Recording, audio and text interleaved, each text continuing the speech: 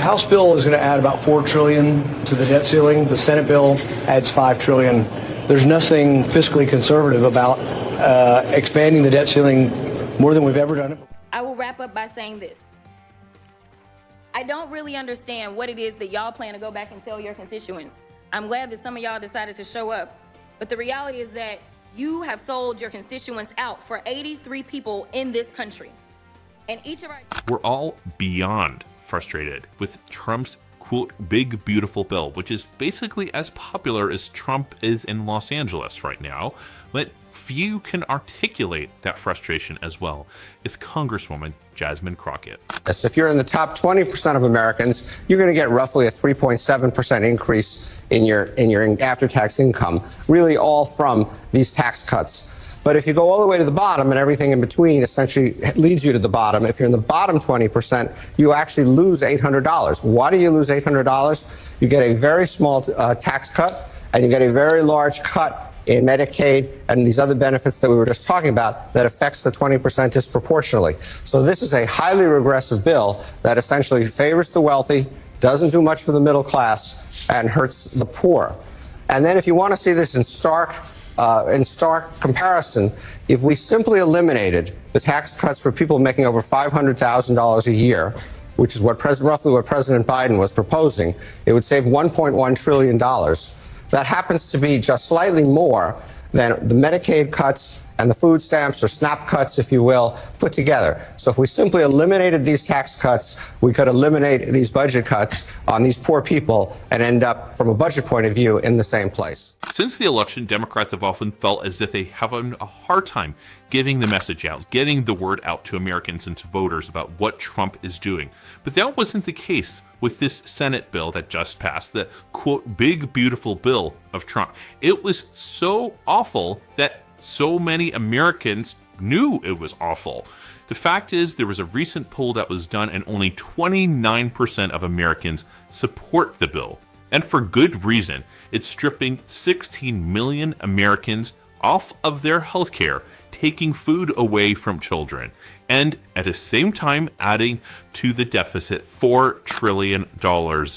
Again, giving the tax cuts to the top earners. We're talking to the top 83 people in this country at the same time. Analyst Harry Enton here to run the numbers. All right, Harry, how do Americans feel about the big beautiful bill?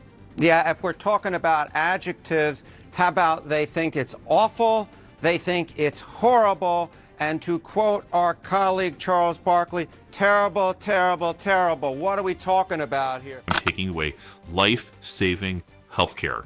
This bad statistics, these bad numbers, these bad facts were so obvious, undefensible, that it basically was able to break through Trump and MAGA's disinformation, lies, echo chamber in a way that few things have been able to. And perhaps this will help stall the bill, make the bill fail in the House. I mean, that is what Americans need. We need to keep getting the word out about this bill, how bad this bill is. Even Elon Musk is coming out talking about how bad the bill is, using his X platform over and over, saying he plans on primarying anybody in Congress who ran an election, saying that they were going to bring down the deficit and voted for this bill. That's how bad this bill is for Americans. Well, let's take a look at the net favorable rating on the big beautiful bill. I don't just got one poll for you, Omar. I got 5 of them, and the net favorable rating, minus 19 points, Washington Post, minus 20 points, Pew Research Center, Fox minus 21, Quinnipiac University minus 26, KFF minus 29. You don't have to be a mathematical genius to know that when the net favorable rating of your bill is somewhere between minus 19 and minus 29 points, that it is not a positive bill as viewed by the American public. The American public at this particular point hate the big beautiful bill. As far as they're concerned, it's not a big beautiful bill, it's a big bad bill. I always appreciate when you hold back. Democratic leaders like Jasmine Crockett, who have been able to articulate the facts of this bill in a way to make it resonate, relatable to Americans, is really a big reason why people are able to understand how bad this is. Take a listen to her taking it down Let me tell you why I'm here. I'm here fighting for people in my district because Republicans are willing to sell out working and struggling folks in my district. And frankly, there's two, to appease billionaires and big corporations. Now, I know we've had a lot of talk about how much SNAP costs a day, and the fact is that it's only $6 a day that a person gets when they get SNAP benefits, but we've not talked about the cost of Medicaid. It costs approximately $10 a day to ensure a kid gets health care through Medicaid. So we're talking about to take care of kids, let's say they've got SNAP and Medicaid, only $16 a day. But another thing we've not really put into perspective, we've talked about these billionaires, and we've talked about the fact that this is all to benefit them. No one has talked about how many billionaires we actually have in this country. We have more billionaires in the United States than any other country, but the total number is 83. Last time I checked, we have 435 members in the House, and we have 100 members in the Senate, yet somehow 83 people in this country have more representation than the hundreds of thousands that are about to lose their health care as well as their... This bill was so bad, you already had a senator resign. Republican senator from North Carolina, Tom Tillis, was threatened to be primaried by Donald Trump. And what did he do but to say, hey, I'm not going to run again? He did this instead of capitulating and voting yes because he said 700,000 people in North Carolina would lose their health insurance if he voted yes. And he said in terms of the energy part of the bill, it was completely unworkable. And he knew this based on his prior work experience. Now, that makes it harder for Republicans to have control of the Senate in the future because that seat can very easily be won by former governor, Democratic Governor Roy Cooper, possibly Laura Trump might try to gain that seat. It is no longer a solid Republican seat, all because Trump threatened Tom Tillis and the bill was so bad he wasn't willing to capitulate.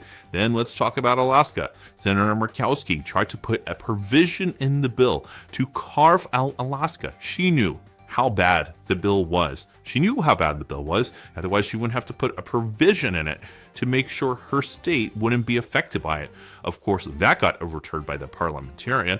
But the fact is that even of her own state were protected with this carve out, she doesn't have the kind of trauma centers in Alaska. They have to go to the state of Washington. The state of Washington's healthcare was going to be decimated by this bill. Maybe she hadn't really thought that through.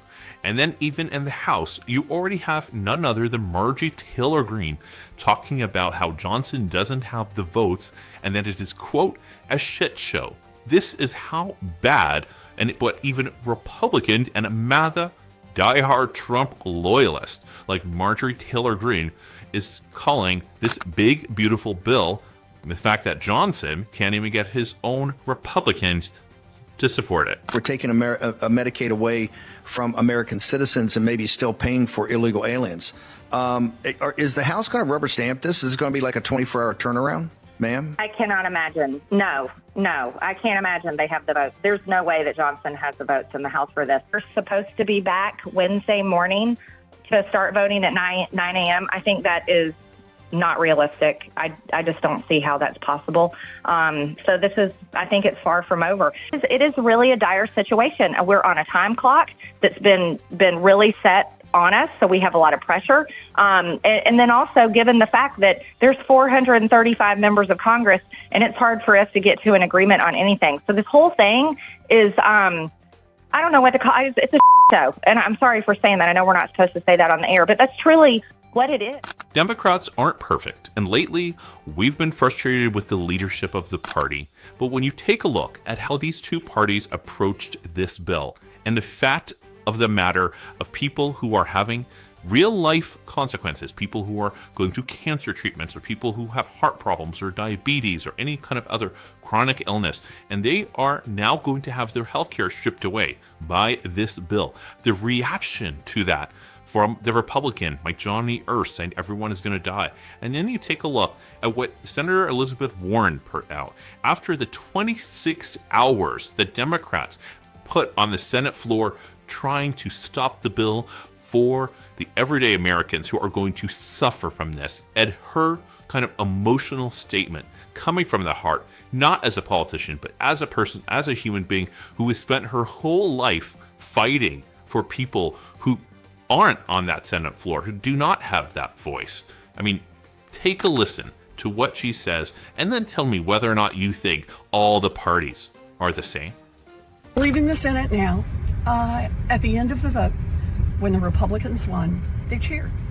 They cheered over taking away health care from around 17 million people. They cheered over giving huge tax breaks to a handful of billionaires.